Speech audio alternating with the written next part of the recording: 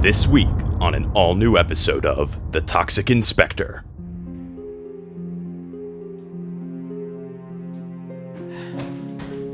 Inspector!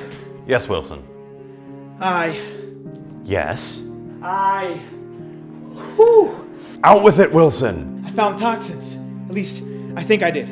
In my daughter's candy. I need you to inspect it.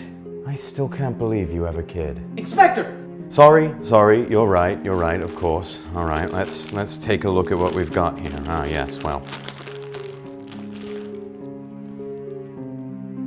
Oh no. What is it, Inspector? It is as I feared.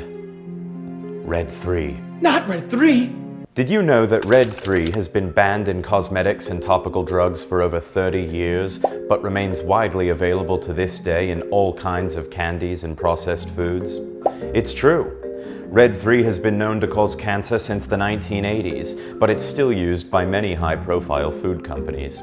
The food and drug industries used more than 200,000 pounds of Red 3 in 2021 alone. Ironically, Red 3 is often used to give food a healthier appearance by implying the use of real fruits such as strawberries or cherries. I knew something wasn't right with those candies. You did good, Wilson.